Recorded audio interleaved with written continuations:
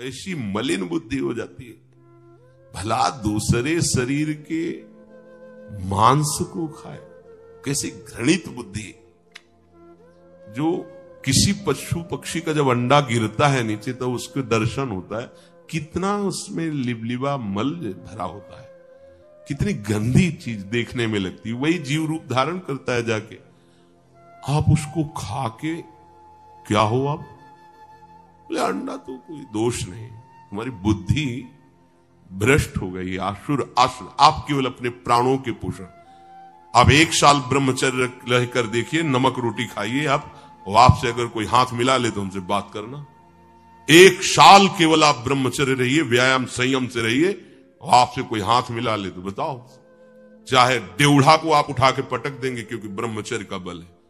ये अंडा मांस मुर्गा बेचारे सीधे साधे जीव, उनको पकड़ा और खा रहे हो, किस लिए? बोले अपने प्राणों का पोषण।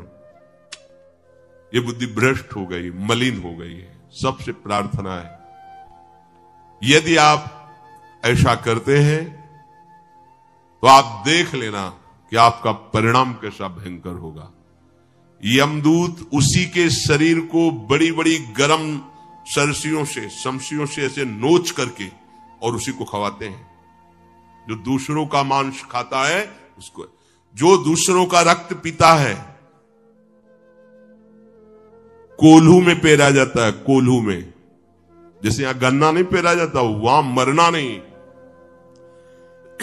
यहां तो जरा सी खोपड़ी जाएगी, आप दर्द रहित हो जाएंगे, मर जाएंगे, खत्म दर्द।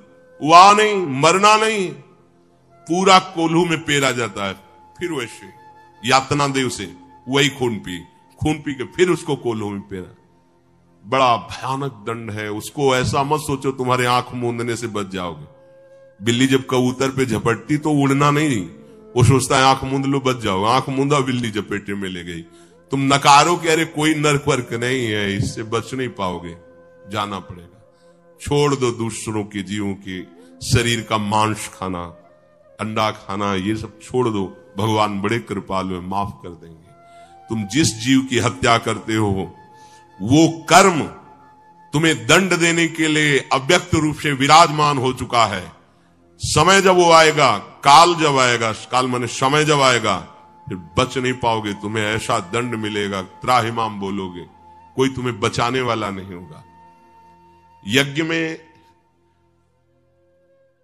जो कभी पवित्र मंत्रों के द्वारा, कुछ ऐसे पहले पुराणों में पीछे नारद जी ने प्रचेताओं को कहा, देखो आकाश में जिन जीवों को, वो सब खड़े, तेरा इंतजार, तू समझता है तेरा मंगल हो जाएगा, वो सब खड़े, समय आने दो, तुम्हारे को भयंकर कष्ट देंगे, भगवान फिर बचा लो। वह एकमात्र उपाय, सब बंद करो और हरि शरण, हरि की शरण में जाओ, वो सब क्षमा कर देंगे। एक उपाय, हरि शरण में हो जाओ। कितना पापाचरण लोग करें, कितना छोटा सा जीवन, इतना बोझा ला दोगे तुम। 84 लाख योनियों में भोगते भोगते तुम कष्ट से कभी नहीं बच पाओगे। ये अभी समझ में नहीं आती ये बातें। ऐसे लगता है तुम साधु महात्मा प्रवचन करते ही रहते। डरो, जब दंड मिलता है तो अंदर से निकलता है, पाप कर्म कोई कभी ना करे। पाप कर्म तुम्हें ऐसी जगह फंसा देगा, कोई शायद धरा है रुपया, खड़े हैं सैकड़ों लोग, लेकिन तुम्हें जो भोगना, भोगो, अकेले भोगो, हाय हाय सब कर रहे हैं। कोई पाप कर्म किसी को नहीं बख्शता, चाहे महात्मा हो चाहे दुरात्मा हो।